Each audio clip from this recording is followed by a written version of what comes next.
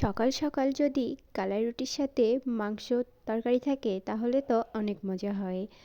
এই তো আমিও মাংসের তরকারি দিয়ে কালাই রুটি খেতে বসে পড়েছি। আমার কাছে তো বেগুন ভর্তার থেকে মাংসের ঝোল বা তরকারি দিয়ে রুটি খেতে অনেক মজা লাগে। এই তো মজা করে রুটি খেয়ে নিচ্ছিলাম আমি। বেগুন ভর্তা ছিল, তবে বেগুন ভর্তাটা সেরকম ভালো লাগছিল না। এই তো রুটি খাওয়ার পরেই দুপুরে রান্নার জন্য চলে আসলাম। আজকে দুপুরে শিম আলু ভাজি করব, সেই জন্য শিম আলু ভাজি ভাপ দিয়ে নিলাম। ভাপ দেওয়ার সময়তে আমি একটা পেঁয়াজ দিয়ে দিয়েছিলাম। ভাপ দেওয়ার সময় একটা পেঁয়াজ দিলে একটু বেশি টেস্ট হয় তরকারিটা।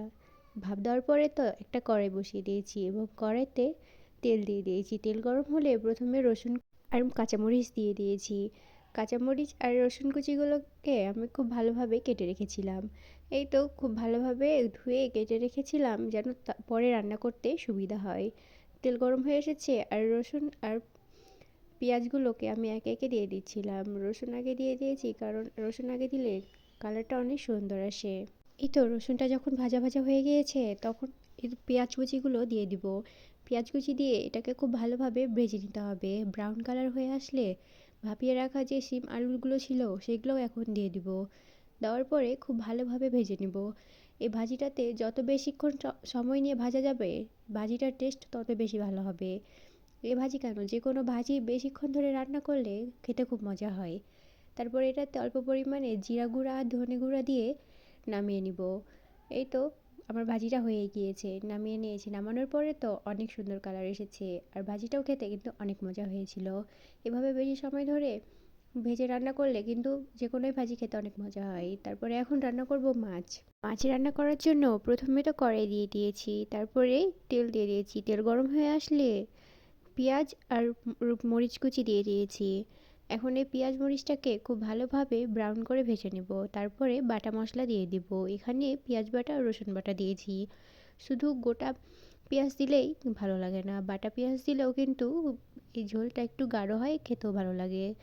এই তো খুব ভালোভাবে সব ধরনের গুঁড়া মশলা দিয়ে আমি মশলাটাকে খুব ভালো করে কষিয়ে নিয়েছি। কষানোর যখন পানিটা শুকিয়ে এসেছে তখন অল্প পরিমাণে পানি দিয়ে দিয়েছি। এই পানিতে একটু যদি না দিই তাহলে তো মাছ দিলে লেগে যাবে, সেই জন্য একটু পানি দিয়ে দিয়েছি এবং মাছগুলোকে দিয়ে দিয়েছি। এবার সব মাছগুলো যখন দেওয়া হয়ে গিয়েছে তখন বেশ কিছুটা সময় নিয়ে মাছগুলোকে ভালোভাবে কষিয়ে নিয়েছি। মাছ কষানো হওয়ার পরে তো যতটুকু ঝোল রাখবো ঠিক সেই পরিমাণে পানি দিয়ে দিয়েছি। আর অপরদিকে মাছের সাথে টমেটো কুচি দিব, সেই জন্য টমেটোগুলোকে ছোটো ছোটোভাবে কেটে নিয়েছি। এই তো দেখতেই তো পাচ্ছেন কিভাবে কুচি করে নিয়েছি, যাতে খুব ভালোভাবে সেদ্ধ হয়। আর এখনকার টমেটো তো সেদ্ধ হতেই চায় না। এই তো টমেটোগুলোকে দিয়ে দিলাম মাছের মধ্যে। মাছটা হয়ে এসেছিল, ঠিক সেই সময়ে টমেটোগুলো দিয়ে দিব। টমেটোগুলো দিয়ে বেশ কিছুক্ষণ সময় ঢাকনা দিয়ে ঢেকে মাছটাকে রান্না করে নেব।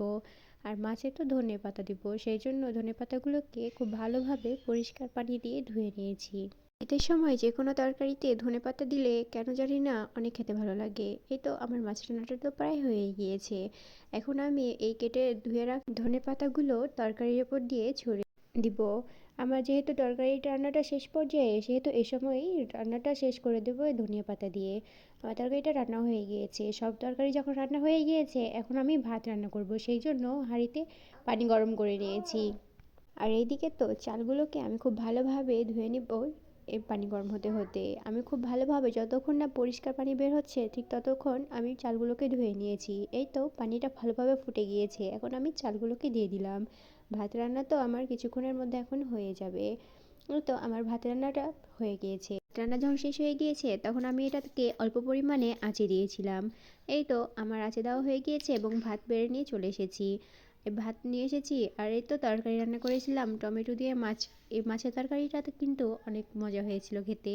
আর সাথে ছিল শিম আলু ভাজি।